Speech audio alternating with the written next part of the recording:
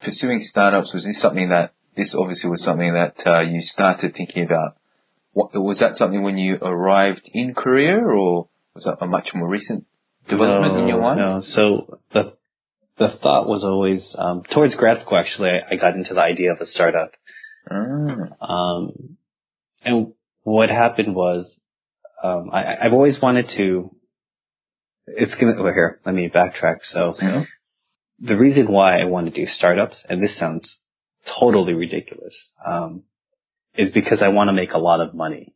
And I just talked to a friend of mine, and he was actually in a really big pharma startup, and the company right now is bankrupt, even though they were valued at like close to, I don't know, so like 300 million or something in the first year. Sorry, when you said pharma startup, you mean in the pharmaceuticals pharma? That's correct, yeah, pharmaceutical startup. And so, and he was telling me, we just had dinner with him, and he was like, his whole thing is he's very risky, and he wanted the experience of being in a startup, but he comes from like large, big multinational companies, and you know, he just got really tired of that lifestyle. So we're having dinner, and he's kind of joking about it, but not. And he's like, yeah, so my company is going bankrupt. I'm like, what? He's like, yeah. And he's like, literally kind of like, yeah. Like, He's like, yeah, but we're still trying to get money. I'm still working, and I just lost, basically right now my equity is worth nothing. And he took a huge pay cut to go to the startup. Right. And so I'm like, man. So it's obviously very high risk, high reward. But the thing is, he wanted learning. He wanted the experience. I'm like, I bet you're learning a lot. He's like, oh, I'm learning more than I ever expected. Yeah. So I go on to say that, kind of jokingly, because I know startups are very, it's like he's like, only out of 100 startups, maybe one might make it. Yeah. So but I joke about that, but, the reason why I want to get into startups is because I want to make a lot of money. But the reason why I want to make a lot of money is so that, I can give it to causes that I feel strong about. I don't really care about having a lot of money, because the reality is I don't need a lot of money. Just I need enough money for my family and to survive and to live comfortably. Like me and my wife, neither of us are very luxurious, as long as we have enough for like soju, few bottles, a couple of meals a week. Soju is one of the staple alcoholic drinks in Korea, and it's cheap. Yes, it's very cheap. Yeah, go ahead. I'm not an alcoholic. We're not alcoholics, but we enjoy it. So my point being is, like, working for a multinational company, even a really big one, unless you're on the executive level or the C level, it's really difficult to make when I say a lot of money, like I'm talking about millions, right? Because there's a lot of causes that I feel strong I want to be able to donate to. And so I realized at some point, like, no matter how long I work for a corporation, there's going to be a cap. And the only way to break that cap actually is to do your own thing.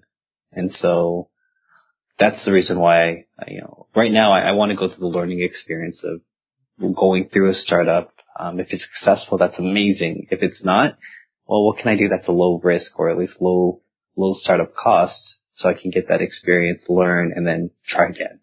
Exactly. Yeah, I mean, I've met at least a couple of people who have been involved in startups, and that generally seems to be the overall concept, if you like. You keep learning, you keep trying until eventually, hopefully, something sticks and away you go. Fingers crossed. Yeah. No, but that's really interesting how you say, because you hear a lot of people who frown upon people who want to earn a lot of money. They say, oh, that's greedy and blah, blah, blah, blah, blah. But in fact, money is a tool, and in order to be able to do a lot of good in this world, you need the money to be able to fund any sort of good initiative one way or the other. So, I mean, yeah, actually, it's really funny, right? Coming from the nonprofit sector, like, I mean, I think I used to feel that way too, like money is evil. Yeah. But the reality to life. I used to think like that too. Yeah, it's like your nonprofit can't run without money, because you wouldn't work here. Even if your paycheck is minimal, you wouldn't be here if you weren't making any money. Like, so if this nonprofit can't sustain itself or sustain its development and growth so it can help spread its cause, well, then I don't know where you're living, but you're not living in reality. Actually, there was a vice president at this toy company, like this really global known toy company. He started this charity within the company where they would donate money to foundations that supported kids with AIDS. Wow. Yeah, it's really, he spent a lot of time, but the cool part about this is he could pull board members from the executive team of the company.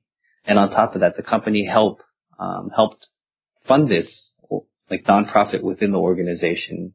A, because, it's for kids and that's what they do, but B, also because I'm sure it's a tax write-off for them.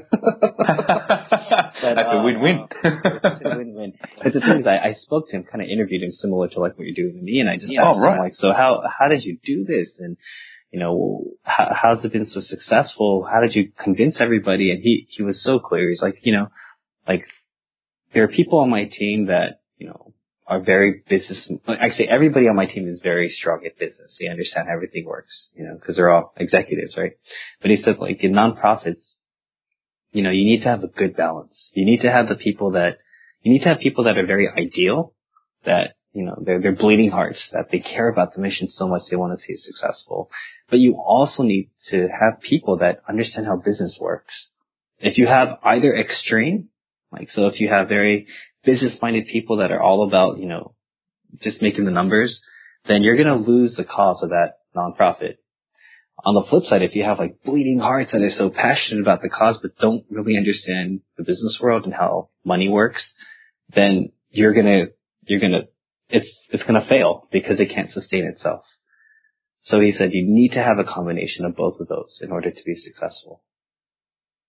Wow, that's great. Obviously a very level-headed, realistic approach to the whole thing.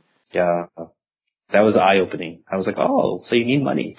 yeah, which is one key bit many people often forget about. But good on you, mate. That's really, really good. It's really inspiring that guys like yourself are going into these things with good intentions. Well, I mean, the guy actually was HIV positive. And he was VP of finance for this company in the States. And so, he was in a position where he personally felt strong about this, right? So he was kind of the idealist, but he's a finance vice president for this company. So he had like a really good balance. But when he picked his team, he realized, some people are in it just because it's another thing they can kind of put on their resume, and because they want to feel like they're doing a charitable cause, but they don't care. But then you have to have a balance of people, not just the individual, but of your team.